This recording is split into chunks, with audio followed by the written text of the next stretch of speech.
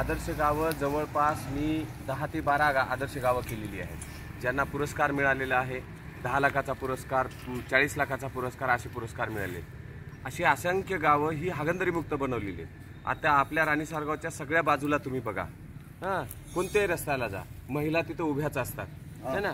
तर म्हणजे गाव आपल्या नरकामध्ये. मग जोपर्यंत हे गाव नरकाच्या बाहेर निघणार नाही, ह्या घाणीच्या बाहेर निघणार नाही, तोपर्यंत आपण कितीही विकास कामं केली तरी त्याच्या संदर्भातलं लोकांचा एक विचार, संघटित विचार होणार नाही. आणि मग पहिल्यांदा जे मी धाडस केलं आणि आपल्या मजितीमध्ये आलो आणि सगळ्यांना मी समजावून सांगितलं, बरं का भाऊ. तर हे समजावून का सांगितलं, कारण आपण खऱ्या अर्थाने, मी तर मला बरेच लोक नास्तिक म्हणतात, हे देवाला मानत नाही वगैरे वगैरे, पण खरा देव कुठं आहे, खरा परमेश्वर कुठे आहे, खरा देव कुठे आहे, खरा अल्लाह कुठे आहे, हे जर याचा शोध सगळ्या संतांकडून, सगळ्यांकडून जर घेतला तर खरा देव, खरा अल्लाह, खरा परमेश्वर, जे काही येशू सगळे जे असतील ते फक्त आणि माणसामध्येच आहे. माणसामध्ये आणि जीवमात्र जे काही ह्याच्यामध्ये निसर्गामध्ये, याला जोपर्यंत आपण चांगलं ठेवत नाही, माणसाला नीट बनवत नाही, जे काही आपण विकासाची कामं करतो त्याच्यामध्ये शोधत नाही, तोपर्यंत काही उपयोग नाही. आणि म्हणून मी आपल्याकडे जे आलो आणि सगळ्यांना समजावून सांगितलं, तर मी थोडासा निराश झालो की तिथे जवळपास 25, 30, 40 घरामध्ये असतात तिथे प्रार्थना करण्यासाठी, पण त्याच्यातली लोक सार्वजनिक कामामध्ये का येत नाही.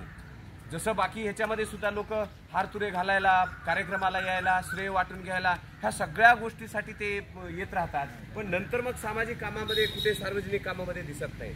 असं माणसाचं स्वरूप असता कामा नये. आपल्या गावामध्ये तुम्हाला माहिती आहे की, आणि प्रत्येक गावामध्ये घडतं, रस्ते खाणारे लोक आहेत, डांबर खाणारे लोक आहेत, सिमेंट खाणारे, लोखंड खाणारे, हे सगळे संडास खाणारे सगळे लोक आहेत. ते खाण्यामध्ये लोकांचा सहभाग आहे, परंतु विकास कामामध्ये सहभाग नाही. त्याच्यामुळे तुम्ही जर, आणि माझी जी कल्पना अशी होती की मुस्लिम समाजाला समोर जर आणलं आणि मुस्लिम समाज सक्रिय झाला कामामध्ये, कारण मुस्लिम समाजामध्ये व्यापारी आहेत, मुस्लिम समाजामध्ये शेतकरी आहेत, मुस्लिम समाजाकडे पैसा आहे, मग तो पैसा सुद्धा सामाजिक कामासाठी लागला पाहिजे. जसं मस्जिद आपण उभी करण्यासाठी पैसा लावतो किंवा हे सगळं करण्यासाठी शासनाचा पैसा आणतो, तसं आपलं जे काही विकासाचे काम आहेत त्याच्यामध्ये सुद्धा पैसा लागला पाहिजे. आता जसं आपण म्हणालो की इळे कमी पडत आहेत, हे कमी पडत आहेत, तर हे आपण वर्गणी गोळा करून केलं पाहिजे. प्रत्येक गोष्ट मजुरी लावून किंवा कामाला लावून लोक नाही, मजुरी देऊन नाही, तर ही कामं आपण सगळ्यांनी मिळून केलं पाहिजे. संघटितरित्या कामं केली म्हणजे विकासाची कामं होतात, लोक एकत्र येतात.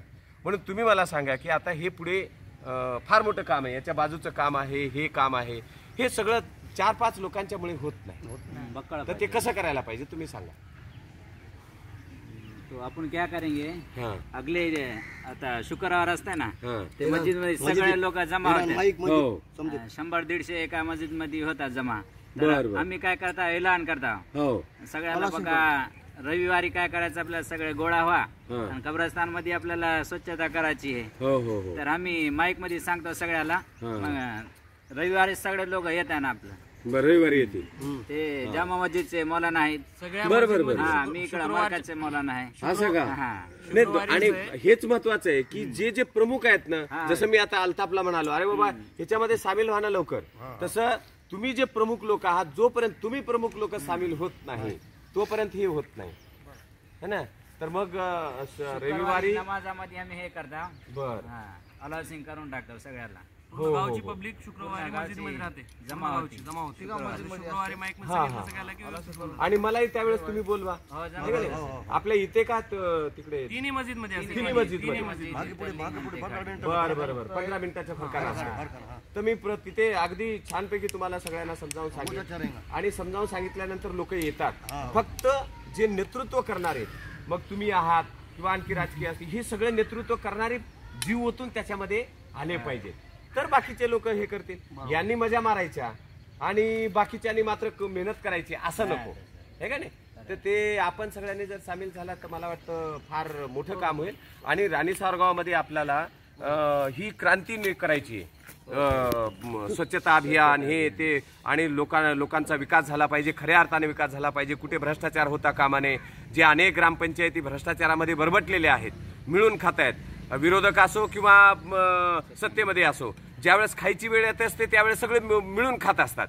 मग सगळ्या प्रकारचं त्यांना चालतं. फक्त राजकारणाच्या काळामध्ये त्यांना काय असतं की एकमेकाला विरोध दाखवतात, पण ज्यावेळेस विकास कामं करत असताना त्याच्यामध्ये जे खायचं असतं ते खायचं मात्र सगळेजण मिळून खात असतात.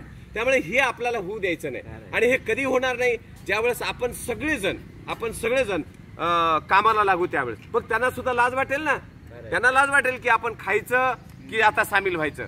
म्हणून यांना या मार्गावर जाऊ द्यायचं नाही. आणि जोपर्यंत आपण एकत्र होत नाही तोपर्यंत ते खातच राहणार आहेत, हे का नाही.